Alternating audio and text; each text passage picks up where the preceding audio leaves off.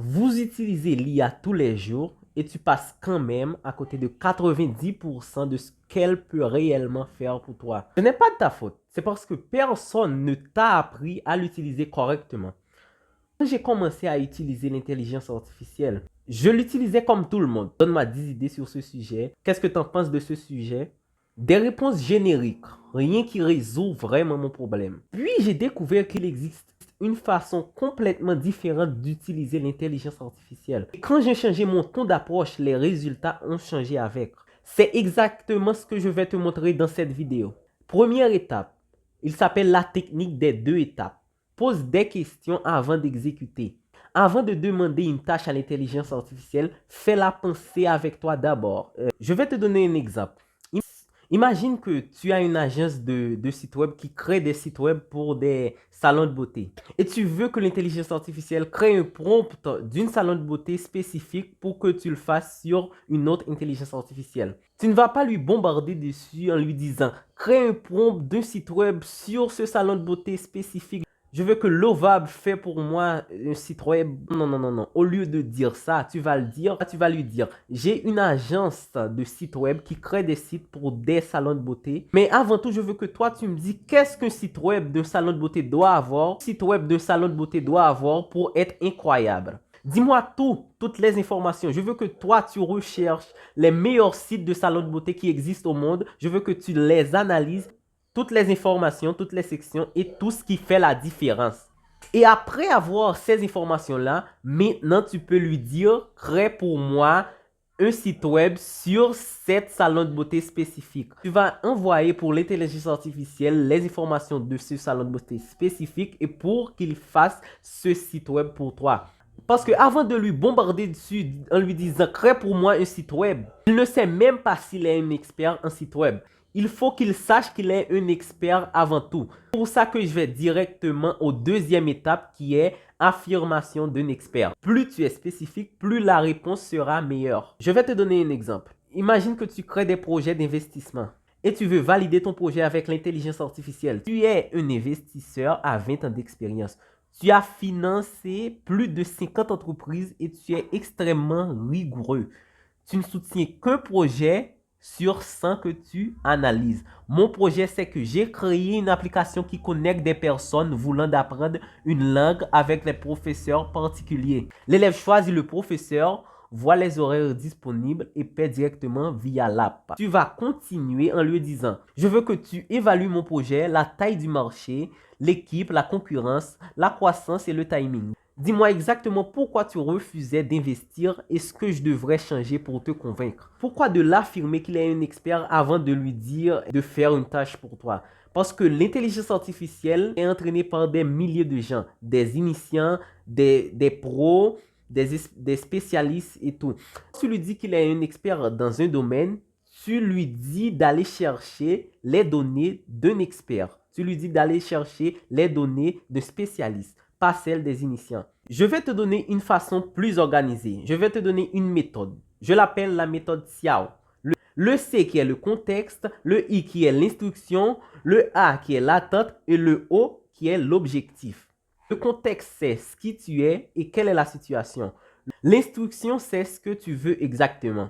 L'attente, c'est le format, le ton, la façon que tu espères de recevoir la réponse en retour. L'objectif, c'est ce que tu veux réellement et pourquoi tu en as besoin. Je vais te donner un exemple. Dans le contexte, tu vas lui dire par exemple, j'ai une boutique de vêtements féminines sur mon Instagram. J'ai du mal à vendre parce que j'ai beaucoup de concurrence. Aidez-moi à créer une stratégie pour me démarquer de la concurrence et vendre plus. Dans le format, tu vas lui dire, par exemple, donne-moi 3 idées pratiques expliquées en seulement 300 mots. Et dans l'objectif, tu vas lui dire, par exemple, je veux augmenter mes ventes dans les 2 prochains mois. La troisième étape, c'est l'avocat du diable. Dans cette étape, tu vas utiliser l'intelligence artificielle pour remettre en question tes propres idées. Cela aide à trouver des problèmes avant même qu'ils n'arrivent. Par exemple, tu peux lui dire, liste les 5 raisons pour lesquelles cette idée va échouer. Sois direct et précis. Encore, tu peux lui dire, contredis ce que tu viens de dire. Joue le rôle de l'avocat du diable. Ou encore, tu peux aller même plus loin en lui disant « Détruis mon idée, trouve les défauts et toutes les raisons pour lesquelles ça va échouer. » Ça va t'aider à ne pas prendre les mauvaises décisions. La quatrième étape, c'est l'analyse de la concurrence. Tu peux utiliser l'intelligence artificielle pour analyser les points forts, les points faibles de la concurrence, pour analyser ce qui ne va pas au marché, ce qui va au marché, qui marche dans une semaine précise ou non. Tu vas lui dire, par exemple, analyse mes concurrents pour m'aider à me positionner dans mon secteur, mes concurrents, mon client. Pour chaque concurrent, identifie les principaux points forts, principaux points faibles, type de client qui sert. Ensuite, dis-moi les niches que personne ne sert bien, par où je dois attaquer, ce qui peut me différencier de tout. Et là, tu vas voir que l'intelligence artificielle va te fournir un plan d'action de fou. Il va te donner toutes les tâches précises et ce que tu dois faire et ce que tu ne dois pas faire. Allez tester et tu vas voir la différence. La cinquième étape est de créer des routines répétables avec l'intelligence artificielle. Je vais te donner un exemple. Je vais créer un système lundi. Chaque lundi, envoie ce prompt à l'IA. Tu es mon conseiller stratégique. Voici ma semaine passée. Ce que j'ai accompli, problème rencontré. Voici mes 3 priorités actuelles. Sur cette base, dis-moi les 3 actions. Sur cette base, dis-moi les 3 actions qui ont plus fort impact et dis-moi ce que je dois faire cette semaine. En utilisant ce prompt, peut-être que tu peux avoir plus de clients, peut-être que ton produit résout plus de problèmes, peut-être que tu peux se démarquer de la concurrence, peut-être que tu seras le premier à attraper les opportunités.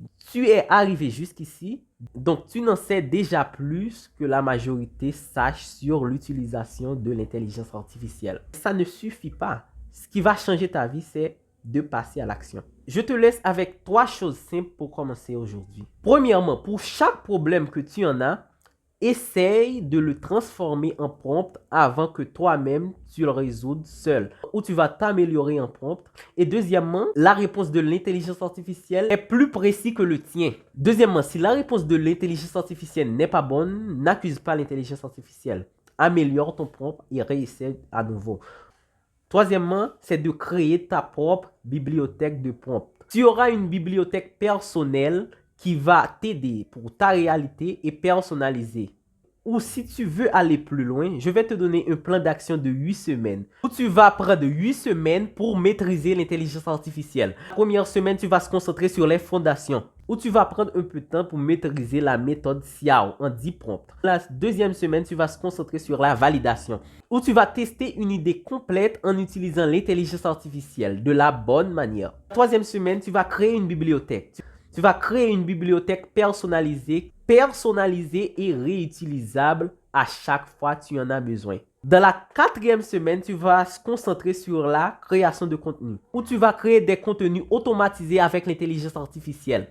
Par exemple, imagine que tu es un créateur de LinkedIn qui poste des contenus sur LinkedIn. Tu peux produire un mois de posts en 2 heures avec l'intelligence artificielle. Dans la 5e semaine, tu vas se concentrer sur les simulations où tu vas simuler 5 situations difficiles. Objection, vente, présentation, négociation. Dans la 6e semaine, tu vas créer un système. Tu vas se concentrer sur le système. Tu vas créer 3 routines fixées avec l'intelligence artificielle. Tu vas faire des prises de décision avec les meilleures décisions possibles avec l'intelligence artificielle. Dans la 7e semaine, tu vas se concentrer sur la stratégie. Par exemple, tu peux faire une revue complète sur ton projet. Et tu peux aller plus loin en faisant un plan de 90 jours avec l'intelligence artificielle. Dans la 8e semaine, tu maîtrises 100% l'intelligence artificielle. Tu peux faire intégration totale dans tes projets. L'IA est devenue 100% présent dans ta routine.